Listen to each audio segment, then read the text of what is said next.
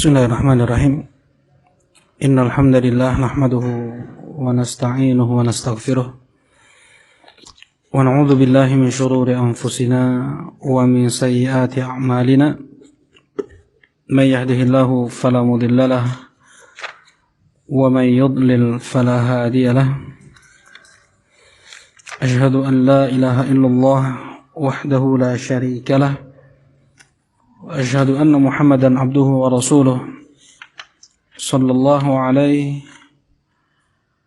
وعلى آله وصحبه وسلم تسليما كثيرا أما بعد قال الله تعالى في القرآن الكريم يا أيها الذين آمنوا اتقوا الله ولتنظر نفس ما قدمت لغد واتقوا الله إن الله خبير بما تعملون. Alhamdulillah,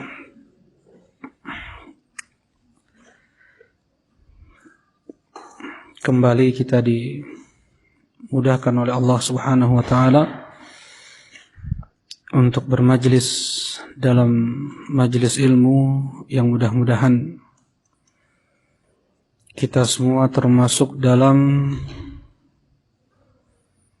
hadis yang dijanjikan mereka yang bermajlis dalam majlis ilmu duduk karena Allah Subhanahu wa taala. Disabdakan atau difirmankan oleh Allah Subhanahu wa taala, bubarlah kalian dalam keadaan kalian terampuni dosa-dosanya. Mudah-mudahan kita termasuk dari golongan hadis yang disebut oleh Nabi sallallahu alaihi wa ala alihi wasallam. Insyaallah pada majlis kita dalam kesempatan ini kita akan membahas tentang tata cara wudu Nabi sallallahu alaihi wa ala alihi wasallam.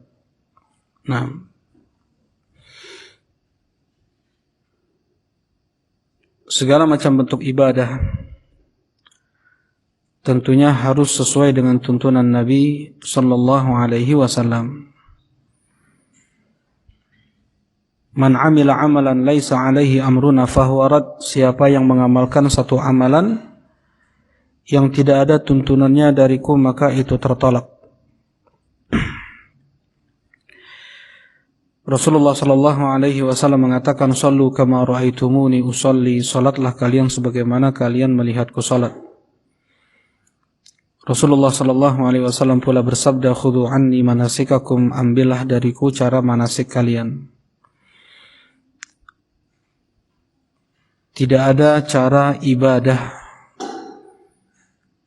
yang kita persembahkan untuk Allah Subhanahu wa taala kecuali harus ada contoh dari Nabi Muhammad sallallahu alaihi wasallam. Di antaranya adalah ibadah al-wudu. Ibadah al-wudu. Ibadah yang dilakukan sebelum salat.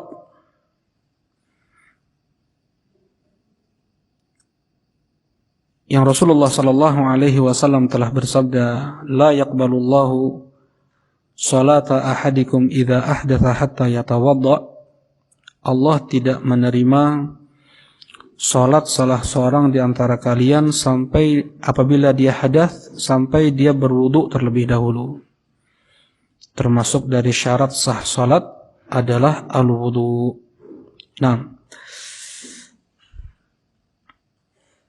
Al-wudu pakai dhammah, al-wudu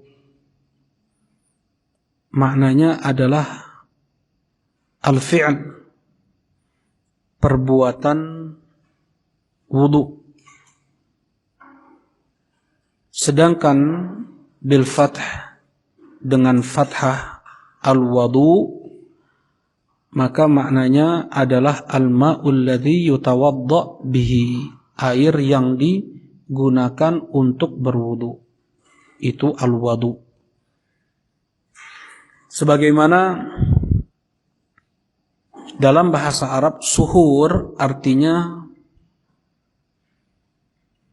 proses makan sahur. Sedangkan yang dimakan waktu sahur, bahasa Arabnya adalah sahur. Pakai fathah. Sahur, makanan yang dimakan untuk sahur. Sedangkan suhur, makan sahur. Al-wudu adalah amalan kita berwudu, perbuatan kita berwudu. Sedangkan al-wudu adalah air yang digunakan untuk berwudu. Nah, sedangkan secara bahasa al-wudu diambil dari al-wada'ah yang artinya al-husn wal jamal wan nadhafah, yang artinya indah, baik, bersih. Itu secara bahasa al-wudu. Ya, kalau salat apa salat? Secara bahasa. Salat secara bahasa adalah ad-du'a'u bil khair. Doa kebaikan, itu salat. Ya. Menjadi istilah di dalam Islam, ibadah yang dimulai dari takbiratul ihram sampai salam. Nah, ada maknanya haji, saum, zakah, ada makna secara bahasanya. Ada makna secara bahasa, ada makna secara syar'i, ada makna secara istilahi. Makna secara bahasa tadi, ya, yang mereka pahami dari sisi bahasa Arab. Yang kedua, makna secara syar'i adalah syariat yang mendefinisikannya. Allah atau Rasulullah sallallahu alaihi wasallam yang mendefinisikannya. Seperti al-kibr. Apa definisi al-kibr? Didefinisikan oleh Rasulullah sallallahu alaihi wasallam, al-kibru ghamtun nas wa batarul haqq. Kibr adalah merendahkan manusia dan tidak mau menerima al-haq. Kemudian ada definisi secara istilah, ma istalahahu al-ulama, yang dibuat istilah tersebut oleh para ulama. Seperti tadi yang contohkan, salat adalah ibadah untuk Allah yang dimulai dari takbiratul ihram sampai salam. Nah,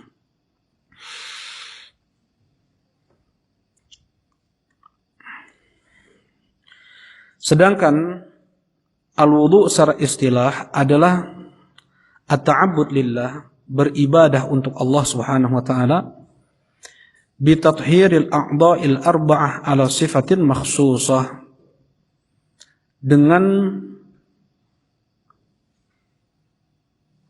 mensucikan, membersihkan 4 anggota tubuh, 4 anggota wudu dengan cara khusus. Ini definisi secara istilah.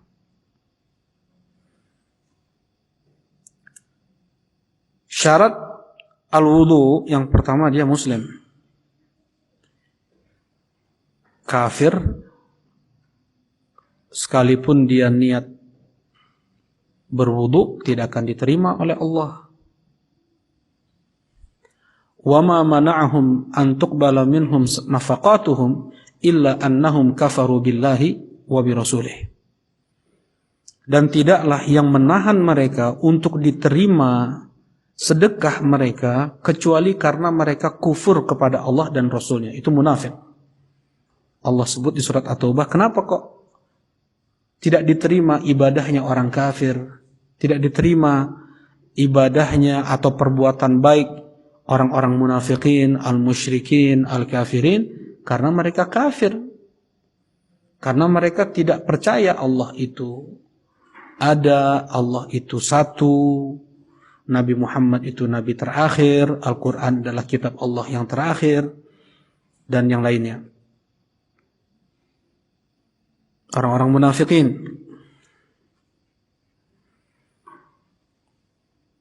Wa qadimna ila ma 'amilu min 'amalin faja'alnahu haba'an mansura. Kami datangkan amal soleh yang sudah diperbuat oleh orang-orang kafir, musyrik, munafik, dan kami jadikan amalan tersebut bagaikan debu yang berterbangan. Tidak akan diterima oleh Allah Subhanahu wa taala. Kita kan tahu sekarang ini bagaimana orang-orang kufar, mereka memberikan ada kebaikan yang mereka berikan, ya ada apa namanya? Pengobatan gratis, bagi-bagi makanan. Nah, itu semua seperti yang difirmankan oleh Allah tadi. Kemudian yang kedua adalah aqil, dia harus berakal. Karena kalau dia tidak berakal, dia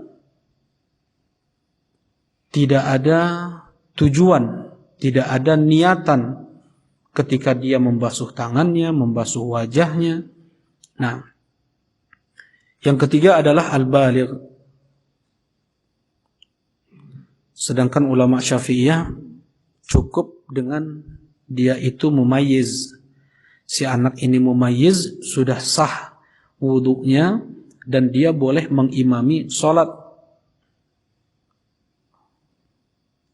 Seperti kisah Amr ibn Salamah yang mengimami kaumnya, orang kampungnya, padahal dia baru berumur 6 atau 7 tahun. Karena anak ini yang lebih banyak hafalannya daripada seluruh orang kampungnya. Ayahnya di belakangnya, ibunya di belakangnya. Nah, ini belum baligh. Taib. Dan al-baligh adalah, atau dia wajib, ya, di saat dia baligh,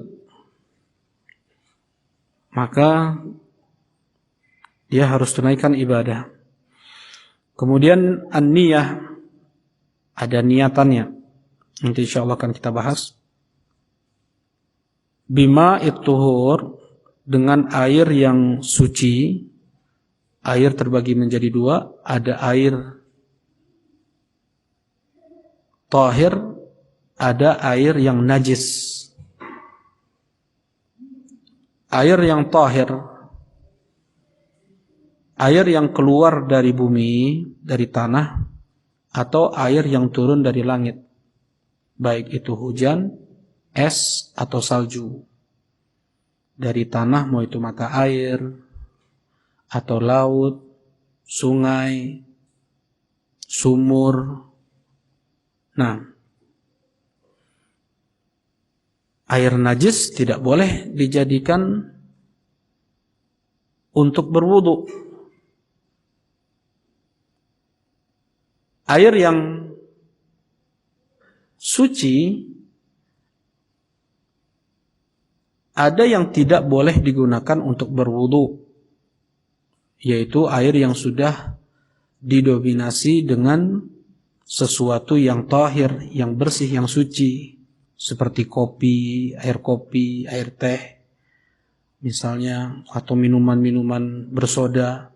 Gak bisa kita pakai untuk berwudu. Yang boleh dipakai untuk berwudu adalah al-ma'ul mutlaq, air yang terbebas dari penisbatan apapun kepadanya. Air sabun yang dipakai untuk cuci baju nggak bisa dipakai untuk berwudu. Tetapi air di dalam ember atau dalam bak, kemasukan sabun, keruh, dia jadi keruh karena sabun, masih boleh dipakai untuk berwudu karena tidak didominasi oleh sabun tersebut. Nah, jadi yang boleh dipakai untuk berwudu adalah al-ma' al-mutlaq. Ya. Sedangkan air tadi air kopi itu sudah tidak dikatakan air mutlak lagi. Nah,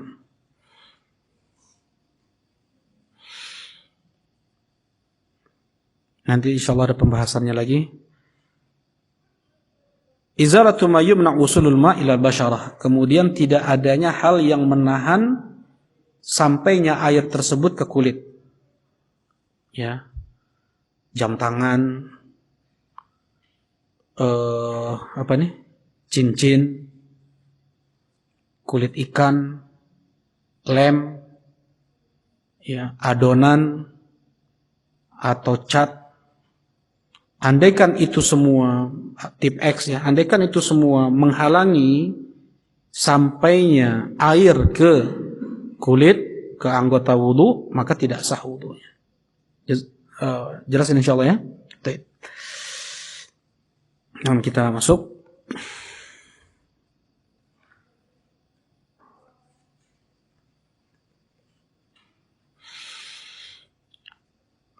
Nah, di sana ada rukun-rukun wudu yang Allah sebut di surat Al-Maidah ayat ke-6. Ya ayyuhalladzina amanu idza qumtum ila shalah faghsilu wujuhakum wa aydiyakum ilal marafiq wamsahu bi ru'usikum wa arjulakum ilal ka'bain. 4 anggota tubuh yang harus dibasuh dan kepala diusap. Ini rukun. Apabila tidak dikerjakan, maka tidak sah wudunya. Nah,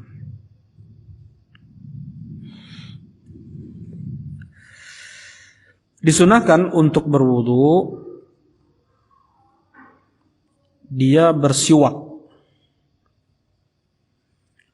Rasulullah sallallahu alaihi wasallam bersabda, "Laula an asyqa ala ummati la amartuhum bisiwak inda kulli wudu." Andaikan aku tidak memberatkan umatku, maka aku akan perintahkan mereka bersiwak setiap berwudu. Ya, ada juga hadis yang sahih juga, "Laula an asyqa ala ummati la amartuhum bisiwak inda kulli shalah." Muttafaqun alaih. Andaikan aku tidak memberatkan umatku, maka aku akan perintahkan umatku untuk bersiwak sebelum salat. Sebelum wudu sahih, sebelum salat pun apa? Sahih hadisnya. Jadi disunahkan untuk bersiwak sebelum berwudu. Bersiwak itu enggak mesti harus pakai akar pohon arok ya. Yang dijual-jual 15.000 itu akar pohon arok namanya, menjalar dia akarnya. Nggak mesti ketika dia bersiwak dengan sikat gigi sekalipun sudah dikatakan dia bersiwak. Ya, siwak adalah dalkul asnan, menggosok gigi. Itu siwak. Ya, dalkul asnan. Sebagian ulama mengatakan apabila dia tidak mempunyai alat untuk bersiwak, bisa dengan kain kasar, bisa dengan tangannya, mungkin ada yang jarinya yang mungkin ada yang kasar kali ya. Disebutkan dalam kitab-kitab fikih, dan itu pun sudah mendapatkan pahala mengamalkan hadis ini. Kemudian yang berikutnya adalah an-niyah, niat. Niatkan wudu yang dia kerjakan itu adalah ibadah. Kapan satu amalan dikatakan ibadah? Dasar dia melakukan perbuatan tersebut adalah perintah dari Allah.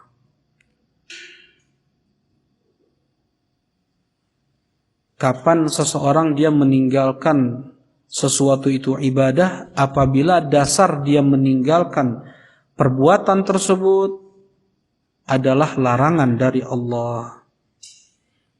Kenapa sholat? Karena Allah perintahkan. Pada saat itulah dia sudah berniat. Ya, pada saat itulah dia sudah berniat. Dia meninggalkan rokok, dia meninggalkan khamr, dia meninggalkan judi, zina, dan yang lainnya. Karena Allah melarang. Andaikan niatan dia menjauhi yang demikian karena larangan dari Allah, maka dia sudah beribadah. Ya. Nah, niatkan itu adalah ibadah. Yang kedua, niatkan itu untuk Allah Subhanahu wa taala. Dia persembahkan hanya untuk Allah. Yang ketiga, dia kerjakan itu karena perintah dari Allah Subhanahu wa taala. Tiga hal ini yang disebutkan oleh Syekh Muhammad ibn Shalih bin Utsaimin rahimahullahu taala untuk setiap ibadah yang kita amalkan. Niatkan itu adalah ibadah, niatkan amalan tersebut dipersembahkan hanya untuk Allah, itulah ikhlas. Kemudian dasari itu karena perintah dari Allah Subhanahu wa taala. Niat, keinginan, tujuan itu sinonim. Tujuannya apa? Maksudnya apa? Ya. Niatannya apa? Itu sinonim, sama. Baik. Niat letaknya di hati. Wa talaffuz biha bid'ah. Dan mengucapkan niat bid'ah. Ya. Karena tidak ada dalil dari Nabi sallallahu alaihi wa ala alihi wasallam niatan atau talafut melafatkan niat sebelum wudu, sebelum sholat, sebelum puasa, zakat dan yang lainnya. Nah, karena itu melafatkan niat hukumnya bid'ah. Sebagian ulama Hanabilah memberikan keringanan untuk melafatkan niat, ya, untuk orang yang jiwanya nggak stabil, ya, dia kadang ngaco atau ya pikiran yang hatinya tuh nggak stabil, ya, barulah pada saat ini diberi keringanan oleh sebagian ulama, diantaranya adalah Ibnu Qudamah Al-Maqdisi Al-Hambali, mazhab Hambali, ya, membolehkan talaffuz bin niyah bagi seseorang yang jiwanya nggak stabil, yang dia nggak tahu nih mau sholat apa, dari rumah ke masjid mau sholat apa nggak tahu, mau sholat berapa rakaatnya nggak tahu. Nah, yang seperti ini tidak mengapa dia untuk at-talaffuz bin niyah. Yang hukum asal talaffuz bin niyah adalah bid'ah. Nah,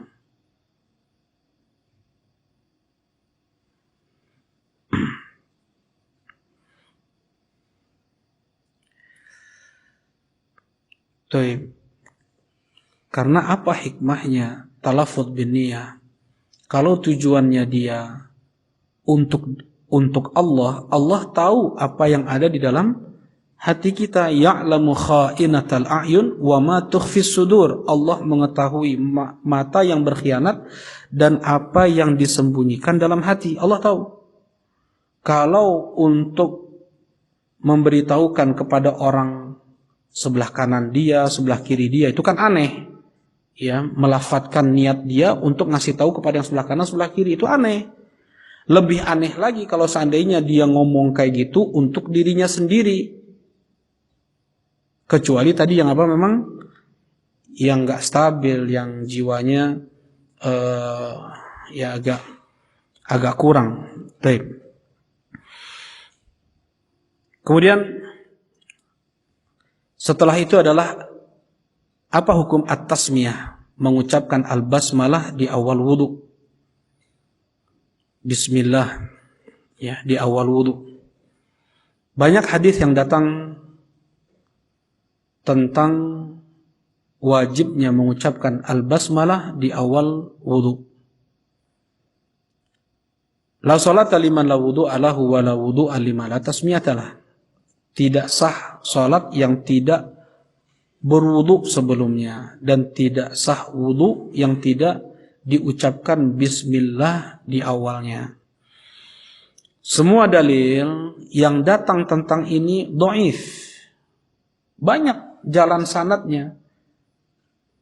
Kalau dhaifnya ringan, dua aja jalannya sudah bisa saling menguatkan, hukumnya bisa hasan dan bisa diamalkan.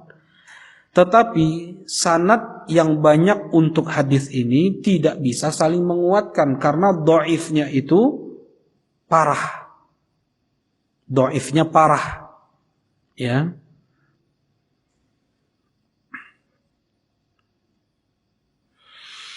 Yang pertama, tidak ada dalil sahih tentang itu. Yang kedua, datang banyak hadis dari sahabat-sahabat Nabi sallallahu alaihi wa ala alihi wasallam, lebih dari 20 sahabat Nabi. Lebih dari 20 sahabat Nabi yang menceritakan tentang tata cara wudu Nabi sallallahu alaihi wa ala alihi wasallam. Tidak ada seorang pun di antara mereka yang mengajarkan untuk mengucapkan al-basmalah di awal wudu. Jelas ini? 20 lebih sahabat. Ada yang itu di Sahihain, Bukhari Muslim, ada yang hanya di Bukhari. 20 sahabat Nabi mengajarkan tentang tata cara wudu Nabi sallallahu alaihi wasallam, tidak ada satupun di antara mereka yang mengajarkan ucapkan bismillah di awal wudu. Yang ada setelah wudu zikirnya seperti ini, setelah wudu itu salat 2 rakaat, ada itu hadisnya. Baik. Al-Imam Al-Bukhari rahimahullahu taala, beliau berpendapat wajibnya mengucapkan al-basmalah di awal wudu.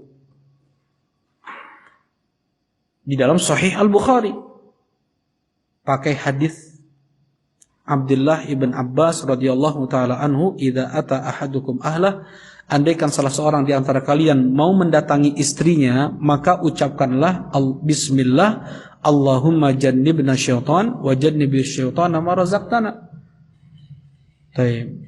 Al-Imam Al-Bukhari, beliau tahu dalil yang datang tentang itu semua jalannya apa? Dhaif. Karena itu beliau pakai qiyas dengan hadis Abdullah Ibn Abbas. Andaikan seseorang ketika mendatangi istrinya mengucapkan al-basmalah, maka di awal wudu pun dia mengucapkan apa? Al-basmalah. Ini qiyas dari beliau, dan wallahu alam ini ijtihad dari beliau. Jadi tidak wajib hukumnya, tidak pula sunnah. Mengucapkan al-basmalah di awal wudu tidak wajib, tidak juga apa? Sunnah. Baik.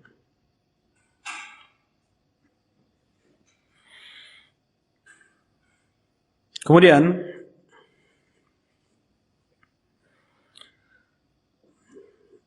mencuci kedua telapak tangan dan punggung telapak tangan.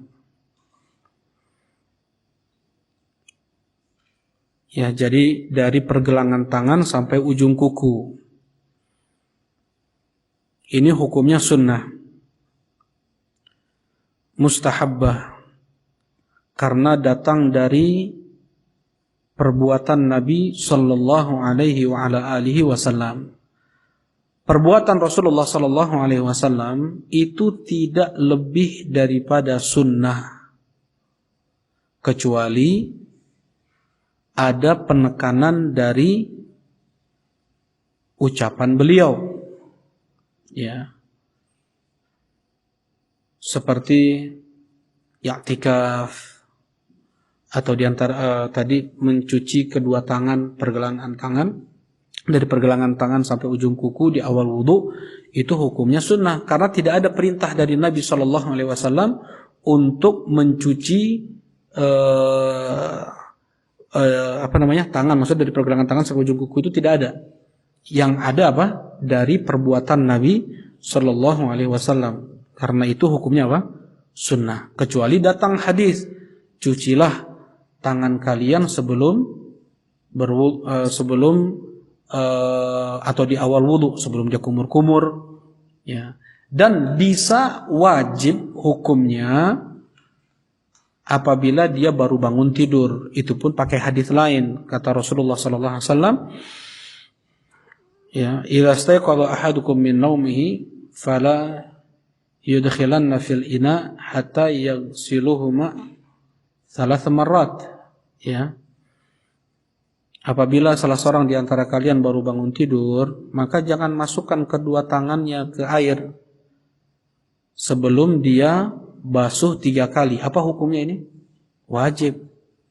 Membasuh tangan 3 kali bangun tidur, hukumnya wajib. Dia niatkan sekalian untuk berwudu, jadi mencuci kedua tangan itu jadi hukumnya apa? Wajib. Jelas ini insyaallah. Tapi di luar itu, dia misalnya berwudu ketika sholat duha, dia berwudu ketika sholat zuhur, bukan bangun tidur, hukumnya apa? Sunnah. Baik.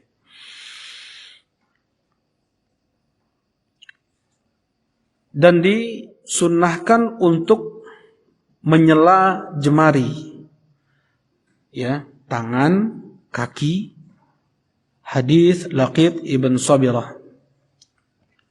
Kata Rasulullah SAW, asbighul wudu wa khallil bainal asabi'. Sempurnakanlah wudu kalian dan sela-selalah jemari kalian. Zahir hadis ini wajib, ya, untuk menyela-nyela jari tangan karena perintah dari Nabi. Ingat ya, al-asal fil amr yufidul wujub. Pada asalnya semua perintah dari Al-Qur'an dan hadis Nabi SAW menunjukkan wajib, hukumnya wajib. Semua perintah, ya, kecuali ada dalil yang mengubah hukum wajib tersebut menjadi sunnah atau mubah. Hukum asalnya wajib. Ya, nah seperti misalnya wa khallil bainal asabi'. Selalah jemari kalian ketika berwudu.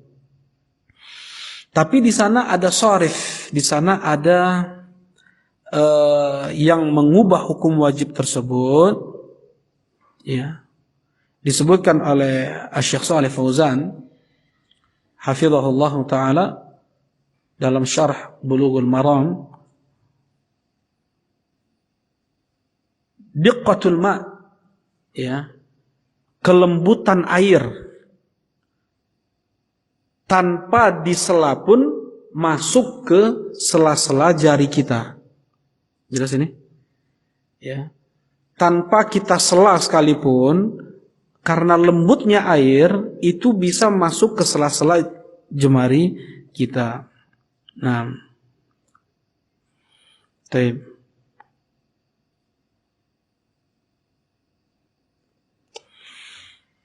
Nah, kemudian disunahkan untuk 3 kali mencuci tangan di awal wudu, 3 kali. Dikatakan 1 kali dia mencuci tangan apabila seluruh permukaan tangan itu sudah terbasuhi. Kalau baru sebagian atasnya 1, bagian bawahnya 1, kemudian bagian atasnya 1 lagi, ini baru terhitung berapa? 1,5. Ya, dikatakan 1 itu kalau seandainya seluruh dari pergelangan tangan, punggung telapak tangannya semuanya sudah terbasuhi dengan air. Mencuci, ingat, bedakan mencuci dengan mengusap, membasuh dan mengusap. Apa bedanya? Kalau membasuh atau mencuci harus ada jaroyanil ma', sailanil ma', harus ada mengalir air. Harus mengalir air. Air sedikit dibantu dengan tangan untuk agar bisa mengalir. Kalau dia cuma celupkan saja ke ember seperti itu sudah cukup sebenarnya. Ya, jangan ke ember. Kalau sunnahnya mencuci kedua telapak tangan itu di luar ember, di luar bejana, di luar gayung. Ya. Baru setelah itu boleh untuk menciduk air dengan tangan kanannya. At-tatslits mustahab.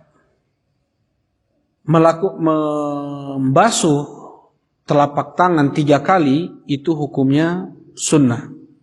Ya. Paling sedikit mencuci anggota wudu itu 1 kali 1 kali. Kecuali kepala, hanya 1 kali saja. Jadi tidak lebih dari 1 kali. Sedangkan yang lain paling sedikit berapa? 1 kali, itu yang wajib. Berkata Imam Al-Bukhari rahimahullahu ta'ala dalam sahihnya, bab al-wudu marratan marrah, bab wudu 1 kali 1 kali. Hadis Abdullah bin Abbas radhiyallahu ta'ala anhu, Rasulullah sallallahu alaihi wasallam tawaddu'a an-nabi sallallahu alaihi wasallam marrah. Abdullah bin Abbas melihat Rasulullah SAW berwudu sekali-sekali. Semuanya sekali-sekali. Cuci tangannya, kumur-kumurnya, istinsyaqnya, membasuh wajahnya, tangan sampai siku, sekali-sekali semuanya. Marrah. Kemudian ada juga bab yang disebutkan oleh Imam Al-Bukhari rahimahullahu taala, al-wudu marratain. Wudu dua kali. Hadis Abdullah bin Zaid ibn Asim yang muttafaqun alaih, anna Rasulullah sallallahu alaihi wasallam tawaddu'a marratain. Rasulullah sallallahu alaihi wasallam berwudu dua kali. Jadi semua anggota wudunya dibasuh dua kali, kumur-kumur, istinsyaq, istinfarnya itu dua kali. Nah, kemudian disebutkan pula oleh Al-Imam Al-Bukhari bab al-wudu thalathan, bab wudu 3 kali. Disebutkan hadis Humran, hadis Utsman ibn Affan radhiyallahu taala anhu tentang tata cara wudu Nabi sallallahu alaihi wasallam 3 kali. Nah, jadi apa? Wajibnya berapa? 1 kali. Ya, yang kalau mau 2 kali itu lebih baik, kalau seandainya 3 itu lebih afdal, kecuali kepala. Insyaallah akan kita bahas nanti. Wa yustahabbu tayamun fi tanawulil wudu. Disunnahkan dengan tangan kanan mengambil air wudu. Ya, disunnahkan dengan tangan kanan mengambil air wudu. Dengan mengambil seperti itu bisa menghemat air. Rasulullah SAW berwudu sebanyak apa airnya? Rasulullah SAW yatawadda bimakuk bilmud, hanya segini air yang digunakan untuk berwudu oleh Nabi SAW. Dibilang 1 raup lah ya. Ya, 1 raup air dengan kedua tangan dia tadah. Nah, segitulah air yang digunakan oleh Rasulullah SAW untuk berwudu. Untuk mandi janabah sebanyak apa? 4 mud, 1 so', 4 ini. Ini 1 mud namanya. Kalau mandi janabah 4 mud. Kata cucu Nabi, mayakfi ini. Enggak cukup aku mandi dengan sebanyak itu. Rambutku tebal. Kata Jabir bin Abdullah, sudah cukup mandi dengan air segitu oleh orang yang lebih afdal daripada engkau dan yang lebih lebat rambutnya daripada engkau. Maksudnya siapa? Rasulullah sallallahu alaihi wasallam. Nah, kita ini memang dimanjakan dengan air ya. Di Indonesia ini betul-betul kita dimanjakan dengan air. Air cuman keran dibuka kayak gitu. Kalau kita mungkin di tempat yang susah air, harus pergi berkilo-kilometer, bawa dirigen, baru tahu berharganya air tersebut. Dengan itu kita berwudu hanya dengan segini aja. Ya, dan itu hal yang biasa ketika berwudu dengan 1 mud ya di negeri yang susah air. Baik. Nah, disunahkan tadi apa? At-tayamun, dengan tangan kanan mengambil. Ini hadis Utsman ibn Affan. Tsumma adkhala yaminahu fil wudu. Ya, Utsman ibn Affan memasukkan tangan kanannya ke wudu, ke tempat air. Baik, ini hadis Abdullah bin Zaid ibn Asim juga. Kemudian yang berikutnya adalah al-madmadah, berkumur. Kumur-kumur. Kadang-kadang kalau kita definisikan kumur-kumur jadi salah kadang-kadangnya enggak. Kita tahu kumur-kumur ya enggak? Memasukkan air ke dalam mulut, kemudian muter-muterin air ke dalam mulut. Kayak gitulah. Yang jelas kumur-kumur kita udah tahu. Nah, memasukkan air ke dalam mulut atau al-madmadah. Nah, hukumnya sunnah karena tidak adanya dalil sahih tentang perintah berkumur-kumur dalam berwudu. Ada hadis datang tentang perintah berkumur-kumur, tetapi itu mu'al, hadisnya cacat, mu'al. Zahirnya sahih atau hasan, tetapi itu apa? Dhaif. Kalau dia telan, airnya, sah nggak wudunya? Kalau kumur-kumur kan biasa dikeluarin ya. Dia kumur-kumur, dia telan airnya. Sah nggak wudunya? Sah, tetap sah wudunya. Bukan syarat untuk harus dikeluarkan. Tapi yang berikutnya adalah al-istinsyaq. Apa itu al-istinsyaq? Akhdul ma birihil anf minal kaf. Menghirup air. Jadi apa? Dengan udara. Dia hirup dari udara hidungnya. Menghirup air dari tangannya. Ya, dengan udara yang ada di hidungnya. Itu namanya istinsyaq. Ya. Kemudian al-istinthar, yaitu menyemburkan air dengan udara dari hidungnya. Baik. Ini apa hukumnya? Wajib. Kenapa? Perintah dari Nabi sallallahu alaihi wasallam, "Man tawaddaa falyastanshik, tsumma liyastanthir." Siapa yang berwudu, beristinsyaklah, kemudian istintharlah. Tadi istinsyak apa? Menghirup air. Menghirup, ingat, menghirup dengan udara, disedot pakai hidung, ya. Kemudian dia semburkan lagi dengan udara dari hidungnya. Dan tidak disyaratkan memakai tangan ketika apa? Ketika istinthar. Boleh pakai tangan, boleh tidak. Ini pendapat jumhurul ulama. Sedangkan Al-Imam Malik rahimahullahu ta'ala, beliau berkata, innama yaf'alu dhalikal himar. Keledai yang tidak yang apa namanya, yang kayak gitu tuh cuman keledai. Maksudnya yang istinsarnya nggak pakai tangan itu keledai. Ya, jadi maksudnya Imam Malik disunahkan untuk istinsar itu pakai bantuan tangan, dan afdolnya pakai tangan kiri. Nah, jadi hukum istinsyak dan istinsar adalah wajib karena hadits Abu Hurairah tadi yang Anda sebutkan. Jadi ini pendapat Imam Ahmad rahimahullahu taala. Disunnahkan untuk al-mubalaghah, berlebih-lebihan dalam beristinsyak, kecuali bagi seorang yang berpuasa. Rasulullah sallallahu alaihi wasallam bersabda, "Baligh fil istinsyaqi illa an takuna sha'ima." Ya, berlebih-lebihanlah kalian dalam beristinsyak kecuali kalian dalam keadaan berpuasa. Bagaimana itu berlebih-lebihan dalam beristinsyak? Yaitu isalul ma ila jami' batinil anf. Ya, memasukkan air sampai ke seluruh rongga hidung. Nah, kata Imam Nawawi rahimahullahu taala, fil khayshum, sampai masuk ke khayshum. Khayshum adalah rongga di belakang hidung yang kalau dalam ilmu tajwid itu tempat keluar huruf apa? Khayshum? Huruf apa? Kha, bukan. Kha di sini. Huruf apa? Apa? Ain. Ain di sini. Masa ain di sini? Apa turab? Gunnah. Keluar gunnah. Apa itu gunnah? Dengung. Pada ikhfa, dengung. Pada idgham, ya, nun ketemu nun musyaddadah, mim musyaddadah. Taib, bi anna, ya, mimma, taib, minka, itu ada dengung keluar dari kalau kita tutup hidung berhenti, ya, nah itu benar berarti. Kalau seandainya ditutup masih keluar, nah itu ada bocor tipis, masih ada dengung terus, nah itu salah.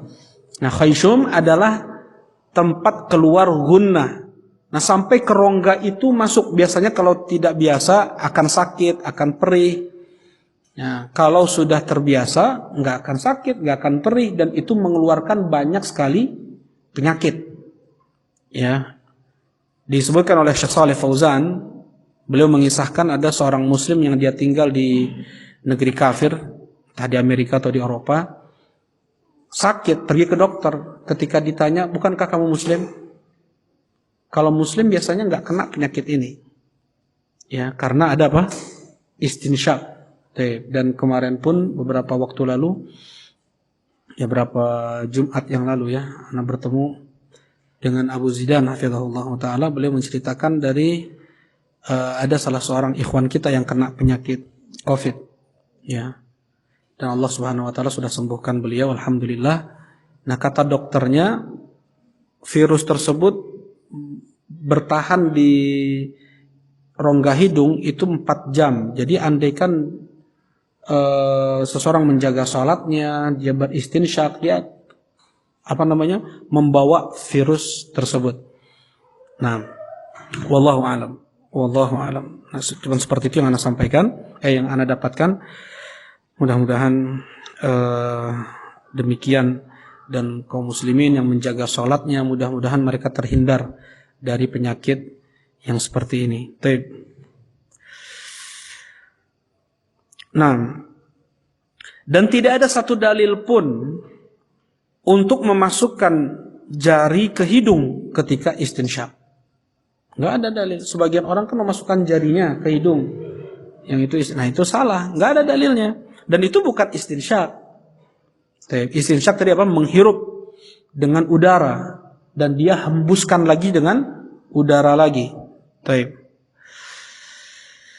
Sunnahnya al-madmadah wal istinsyak, sunnahnya berkumur-kumur dan istinsyak itu 3 kali dengan 3 kali cidukan. Jadi 1 ciduk air dengan tangan kanan dia untuk kumur-kumur dan istinsyak. Itu sunnahnya, thalathan bi thalathi ghurafat. Ya. Hadis Abdullah ibn Zaid bin Asim. Hadis Abdullah ibn Zaid ibn Asim, Rasulullah SAW mengambil 1 cidukan, kumur-kumur, istinsyak itu 1 kali. Ya, kemudian beliau beristinthar. Baik. Kalau tidak bisa ya kumur-kumur dulu, kemudian setelah itu istinsyak dulu. Tetapi sunnahnya, afdolnya adalah kumur-kumur dan istinsyak itu 1 kali cidukan air. Nah,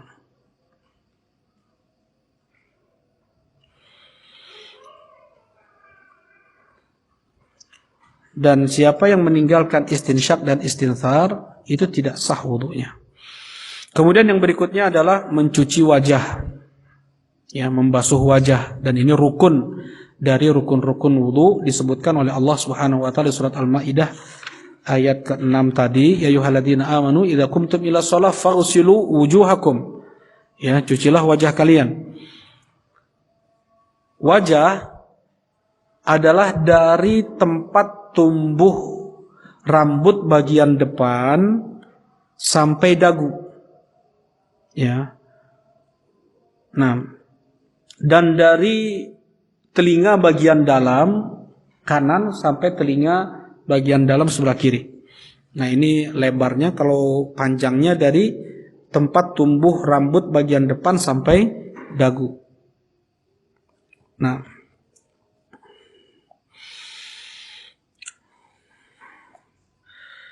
bagaimana kalau seandainya jenggot seorang muslim dia tipis, ya, ketika dia mencuci wajah, kulit yang ada di balik jenggot tersebut harus kena. Jelas ini? Hanya di sini, nggak sampai harus ke sini, enggak. Ya, hanya di permukaan saja, wajah mayu wajah yang di dagu depan. Nah, kan ada jenggot sampai ke atas. Kalau kelihatan kulitnya, maka kulit bagian dalam itu harus kena air juga. Baik. Walaysa hunaka dalil ala ghusli mastarsala minal lihyah ala hadza jumhurul ulama. Dan tidak ada dalil untuk mencuci janggut yang yang panjang, yang melebihi dagu, ya. Ini pendapat jumhurul ulama. Jadi sudah cukup sampai sini saja mencuci wajahnya. Ya, kalau misalnya sampai sini jenggotnya, nggak perlu sampai seluruh jenggotnya pun dicuci atau dibasuhi, tidak. Nah, demikian pula takhlilul lihyah. Ya. Apa hukum menyela-nyela janggut ketika mencuci wajah. Ar-rajih la yushra' takhlilul lihyah li'adami thubutid dalil fi hadha. Yang sahih dari sekian banyak pendapat para ulama, tidak disyariatkan untuk menyela-nyela janggut karena tidak adanya dalil sahih tentang ini. Dan mereka para sahabat yang menyampaikan tentang tata cara wudu Nabi Shallallahu Alaihi Wasallam, tidak ada yang menyampaikan tentang itu untuk menyela-nyela janggut. Kemudian yang berikutnya adalah mencuci kedua tangan. Ini rukun dari rukun-rukun wudu. Faghsilu wujuhakum wa aydiyakum. Kata Allah Subhanahu wa taala, cuci pula lah kedua tangan kalian. Baik, aliyat tangan dalam bahasa Arab itu ada 3 pengertiannya. Yang pertama, dari ujung kuku sampai, ini apa namanya nih? Bahu atau apa? Pundak.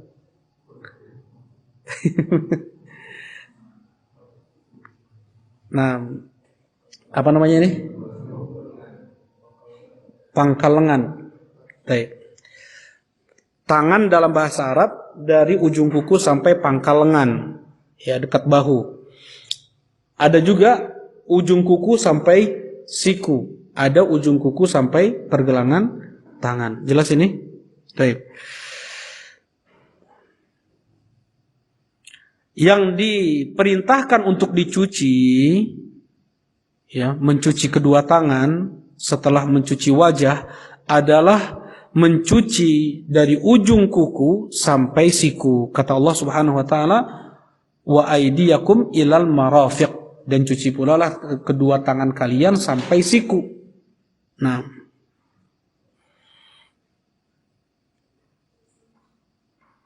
dan ini hukumnya wajib. Sunnahnya dimulai dari mana? Ya, dimulai dari depan, dari tangan bagian depan. Karena kata Allah, wa aydiyakum ila. Kalau ila berarti kan sampai. Kalau sampai kemudian datangnya. Cucilah kedua tangan kalian sampai ke siku. Ya, kalau seandainya dia di keran, dia cuci dari siku ke ujung kuku, kan banyak juga yang seperti itu, ya. Sah juga. Ya, dan lebih berpahala lagi, mendapatkan sunnah lagi kalau seandainya dia mencuci tangan itu dari ujung kuku sampai ke siku. Nah, kemudian mengusap kepala, dan ini pun rukun. Wamsahu biru'usikum, kata Allah Subhanahu wa taala, dan usaplah kepala kalian. Tadi dibedakan antara membasuh dengan mengusap. Ya, kalau membasuh, mencuci, itu harus air mengalir di permukaan anggota wudhu tersebut. Ya, beda dengan mengusap. Kalau mengusap cukup dengan membasahkan tangan, kemudian dia usap tangan itu ke kepala. Itu mengusap. Ya, mengusap khuf, cukup basahi tangan, kemudian usap tangannya ke permukaan khuf. Ya, jelas ya. Nah, wajib untuk mengusap seluruh bagian kepala, karena huruf ba pada biru'usikum, pada kalimat biru'usikum dalam ayat adalah lil ilsaq, untuk mengenai seluruh bagian, ya. Dan ini adalah perbuatan Nabi SAW. Beliau mencontohkan bagaimana cara mengusap kepala. Hadis Abdullah ibn Zaid bin Asim, kata Rasulullah SAW, kata Abdullah bin Zaid bin Asim mencontohkan bagaimana Rasulullah SAW mengusap kepala beliau ketika wudu. Bada'a bi muqaddami ra'sihi hatta dhahaba bihima ila qafah thumma raddahuma ila al-makan alladhi bada'a min. Ya, dimulai mengusap kepala itu dari kepala bagian depan, kemudian ditarik ke belakang ila qafah, bagian kepala bagian belakang, kemudian dikembalikan lagi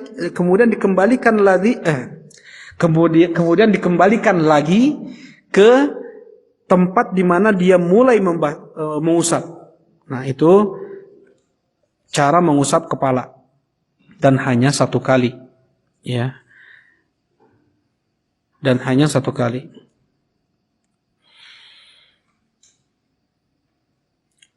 Mengusap kepala boleh dengan air baru. Ya, maksudnya setelah dia mencuci tangannya, dia ambil lagi air untuk mengusap kepalanya. Andaikan dia cukupkan dengan basahnya tangan bekas mencuci kedua tangannya, itu pun sudah sah juga. Jelasin insyaallah. Baik. Kemudian berikutnya adalah mengusap kedua telinga, zahirnya dan batinnya, ya, bagian luar dan bagian dalam telinga. Dan ini hukumnya sunnah, datang dari perbuatan Nabi SAW, walaupun ada yang mengatakan menghasankan hadis al-udhunani min ar-ra's, telinga itu bagian dari kepala. Kalau kepala hukumnya rukun atau wajib, maka demikian pula mengusap telinga. Nah, tetapi Al-Imam At-Tabari rahimahullahu taala, beliau menukilkan ijma', ya, ala anna man tarakahuma taharatuhu sahihah. Ya. Siapa yang meninggalkan untuk mengusap kedua telinga, maka wudunya pun sah. Ini kata Al-Imam At-Tabari. Baik. Cara mengusap telinga datang dari Abdullah bin Abbas, bahwasanya Rasulullah SAW, beliau mengusap kedua telinga beliau dengan memasukkan sababah, telunjuk ke dalam telinga beliau, kemudian jempol di bagian luar telinga beliau, ila dhahri udhunayhi, famasaha batinuhuma wa dhahirahuma, kemudian diusap bagian dalam dan bagian luarnya. Hadis siapa itu? Abdullah bin Abbas. Hadis Abdullah bin Abbas. Nah, dan untuk mengusap telinga dengan air bekas mengusap kepala, jadi tidak mengambil air baru lagi. Ya, mengusap telinga itu tidak mengambil air baru lagi, seperti tadi mengambil air baru untuk mengusap kepala, itu boleh, datang juga itu dari Rasulullah SAW. Tapi kalau untuk mengambil air baru untuk mengusap telinga, itu tidak datang dalil dari Nabi SAW. Hadis Abdullah bin Abbas, anna Nabi SAW masaha ra'sahu wa udhunah mashan wahidan. Rasulullah SAW mengusap kepala dan telinganya satu kali usap, ya, sekali, ya. Nah, mengusap telinga pun satu kali, dan tidak didahulukan yang kanan dari yang kiri. Yang didahulukan yang kanan dari yang kiri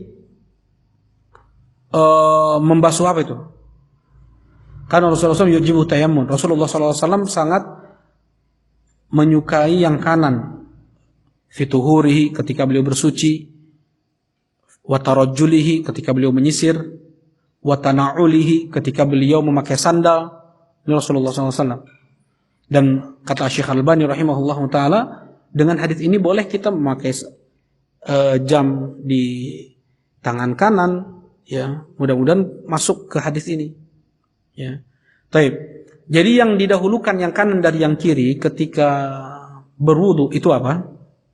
Hanya membasuh tangan yang sampai siku dan kaki saja. Jelas ini?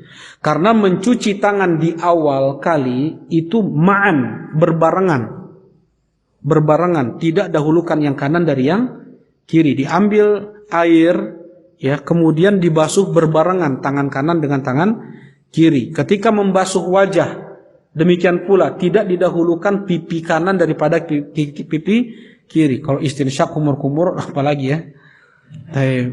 Nah, begitu juga mengusap kepala. Jadi hanya membasuh tangan dan kaki saja. Nah, seorang yang dia memakai imamah, yang memakai serban, biasa ustaz syuhada pakai, ya. Nah, itu namanya imamah, ma ya'ummur ra's, yang menutup kepala dengan kain. Ra'aitu Rasulullah sallallahu alaihi wasallam yamsah ala imamatihi wa khuffai. Hadis Amr ibn Umayyah ad-Damari, rawahul Bukhari. Hadis Amr ibn Umayyah, beliau mengatakan, aku melihat Rasulullah sallallahu alaihi wasallam mengusap imamah beliau dan khuf beliau. Diriwayatkan oleh Imam Bukhari. Ya. yang dikatakan serban, kan macam-macam gaya orang berserban ya. Yang dipakai oleh orang Yaman, yang biasa dipakai oleh Al-Ustadz Syafiq ya, Basalamah hafizahullah taala, itu gaya Yaman. Nah, kemudian yang dipakai Ustadz Syuhada juga itu masih gaya Yaman. Ada yang dipakai oleh orang Imarat ya, oleh orang Dubai, Abu Dhabi. Nah, itu lain lagi sedikit. Ada yang dipakai oleh orang Oman, beda-beda. Pokoknya selama itu dikatakan imamah, maka sah untuk hanya sekedar mengusap bagian luarnya saja. Ya, mengusap hanya bagian luarnya saja. Jadi enggak mengusap kepala, enggak. Jadi setelah membasuh tangan, dia cuma mengambil air baru, kemudian dia usap imamahnya saja. Baik.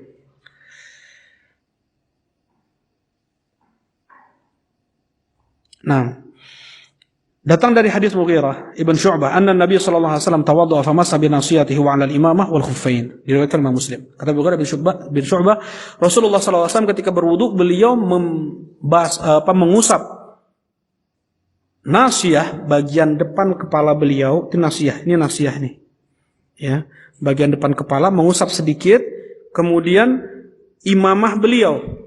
Ya, seperti ini cara mengusap kepala. Ada 3 cara. Yang pertama, kalau tidak memakai serban, tidak memakai imamah, maka seluruh bagian kepala harus diusap. Yang pertama. Yang kedua, kalau dia memakai serban, ada 2 cara mengusap serban. Yang pertama hanya serbannya saja.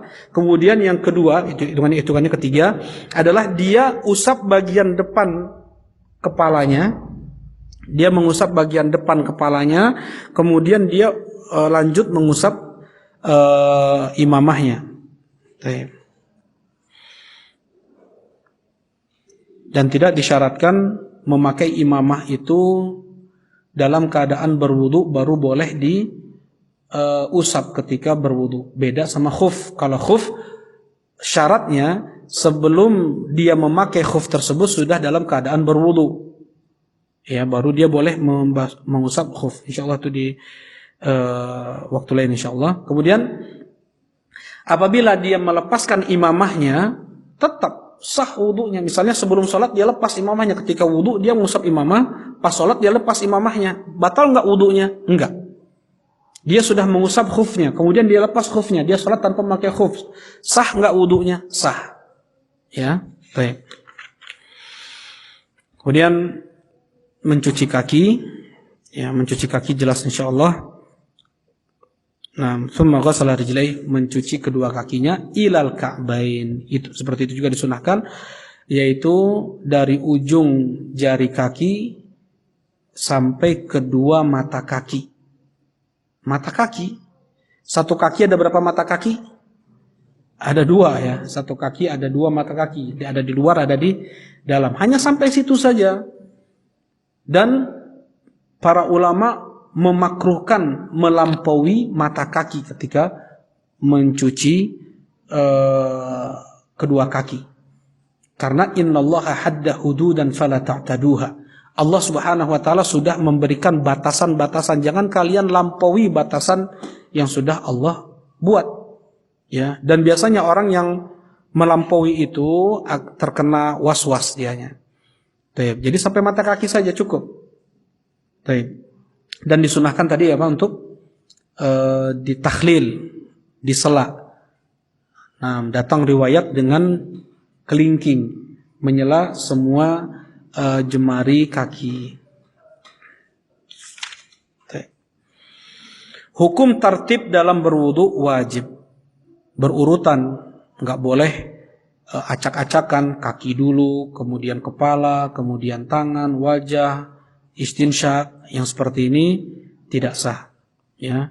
Dan harus muwalah. Apa itu muwalah? Tidak ada jeda atau tempo yang sangat jauh. Misalnya ketika dia mencuci tangan dengan dengan mengusap kepala, tidak ada tempo, nggak nelfon dulu sana sini, ngobrol sana ngobrol lama kayak gitu, kemudian dia lanjut mengusap kepalanya, itu tidak sah, harus dia ulangi lagi dari baru, ya. Jadi tidak ada jeda atau tempo yang lama. Nah, Tidak sahih dari Nabi Shallallahu Alaihi Wasallam satupun dalil untuk mengusap leher atau apa ini namanya tengkuk ya. Nah, tidak ada satupun dalil sahih Rasulullah Sallallahu Alaihi Wasallam mengusap leher atau tengkuk ketika berwudu. Zikir disunnahkan setelah berwudu, dikeluarkan oleh Imam Muslim ya. Asyhadu an la ilaha illallah wa anna Muhammadan abdullahi wa rasuluh illa futihat lahu abwabul jannah thamaniyah yadkhulu min ayyiha sya'. Ya, ma minkum min ahadin tawadda. Tidaklah di antara kalian berwudu kemudian dia mengucapkan zikir tadi, asyhadu an la ilaha illallah wa asyhadu anna Muhammadan abdullahi wa rasuluh, kecuali dibukakan untuknya 8 pintu surga, pilih dari mana pintu surga dia mau masuk. Nah, hanya sampai situ saja. Sedangkan ada tambahan tawabin wa ibul mutatahhirin sampai situ ya, itu tidak ada dalilnya dari Rasulullah sallallahu alaihi wasallam. Kemudian disunahkan setelah itu salat 2 rakaat. Ini hadis Utsman ibn Affan, man tawaddu'a nahwa wudu'i hadza thumma shalla rak'atain lam yuhaddithu fihi ma nafsahu ghufira lahu ma taqaddama min dhanbihi. Siapa yang berwudu seperti wuduku ini, kata Rasulullah, kemudian dia salat 2 rakaat tidak ada bisikan hati, maka akan diampuni dosa-dosa yang telah lalu. Ya, jadi untuk salat 2 rakaat setelah wudu itu datang dari Nabi Muhammad sallallahu alaihi wasallam. Untuk salat setelah wudu 4 rakaat atau 8 rakaat atau 10 rakaat atau lebih itu datang dari Bilal ibn Rabah ya, yang disetujui oleh Nabi sallallahu alaihi wasallam, sunnah taqririyah, sunnah yang disetujui oleh Nabi sallallahu alaihi wasallam. Baik. Jadi kalau yang Bilal itu lebih dari 2 rakaat. Ingat ya, kalau yang dari 2 rakaat datangnya dari siapa? Dari Rasulullah sallallahu alaihi wasallam. Nah, cukup begini ya. Alhamdulillah, subhanakallahumma rabbana wa bihamdika asyhadu an la ilaha illa anta astaghfiruka wa atubu ilaik. Assalamualaikum warahmatullahi wabarakatuh.